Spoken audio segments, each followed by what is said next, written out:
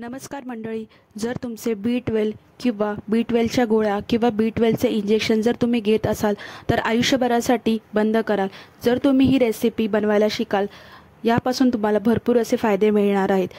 तर जराही वेळ न घालवता आपण रेसिपीकडे वळूया. त्याआधी तुम्ही जर माझ्या चॅनलवर नवीन असाल तर नक्कीच माझ्या चॅनलला सबस्क्राईब करा, लाईक करा आणि शेअर करा.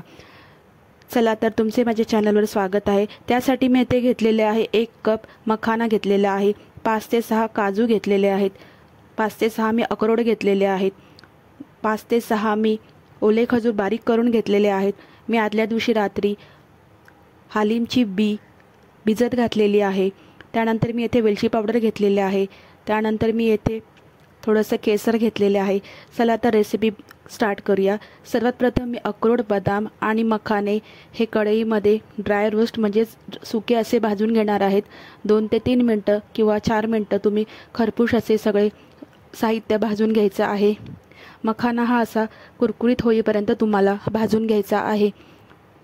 यामुळे तुमचं B12 जर कमी झालं असेल तर नक्कीच तुम्हाला भरपूर फायदा मिळणार आहे. मखाण्यामध्ये भरपूर प्रमाणात कॅल्शियम असल्यामुळे तुम्हाला कॅल्शियमची कमतरता भासणार नाही आहे. अक्रोड आणि बदाम हे पटकन भाजले जातात, पण मखाना भाजायला थोडा वेळ लागतो. त्यामुळे मखाना हा असा कुरकुरीत आणि क्रिस्पी होईपर्यंत तुम्हाला भाजून घ्यायचा आहे. बदाममध्ये देखील भरपूर प्रमाणात कॅल्शियम असल्यामुळे आपले हाडे देखील मजबूत होतात व आपल्याला भरपूर प्रमाणात फायदा होतो. तसेच पिस्त्यामध्ये देखील भरपूर प्रमाणात कॅल्शियम असल्यामुळे आपल्याला ह्याचा देखील भरपूर प्रमाणात फायदा होतो. असे तीनही जिन्नस सारख्या प्रमाणे कुरकुरीत होईपर्यंत तुम्हाला भाजून घ्यायचे आहेत. जर तुम्ही B12चे इंजेक्शन घेत असाल तर नक्कीच ही रेसिपी बनवून तुम्ही B12चे इंजेक्शन्स बंद करणार आहेत. बघू शकता तुम्ही आपला कुरकुरीत असा मखाना भाजून झालेला आहे. कुरकुरीत असा मखाना आपला भाजून होईपर्यंत तुम्हाला तो परतत राहायचा आहे. त्यानंतर हे सर्व जिन्नस मी एका मिक्सरच्या भांड्यात घेऊन बारीक करून घेणार आहे. बघू शकता तुम्ही सर्व जिन्नस मी बारीक करून घेतलेला आहे. त्याच कढईमध्ये मी नंतर 1 ग्लास दूध घेणार आहे. दुधाला चांगली उकळी आल्यानंतर त्यामध्ये थोडंसं अजून अर्धा ग्लास मी पाणी घालणार आहे. जे आपण सर्व जिन्नस मिक्सरला एकत्र बारीक केलेलं होतं ते आपण मिक्सरमधून फिरवून घेतलेले जिन्नस या मिश्रणामध्ये टाकणार आहोत, म्हणजेच या दुधामध्ये आपण घालून घ्यायचं आहे. ज्यांना अशक्तपणा, थकवा येतो त्यांनी ही रेसिपी नक्की करून बघा. म्हणजेच यामधून भरपूर प्रमाणात आपल्याला फायबर भेटतं व आपल्याला ऊर्जावान ठेवतं. हे सर्व मिश्रण मी यामध्ये घातलेलं आहे. खरं तर ही रेसिपी आहे हालीमची.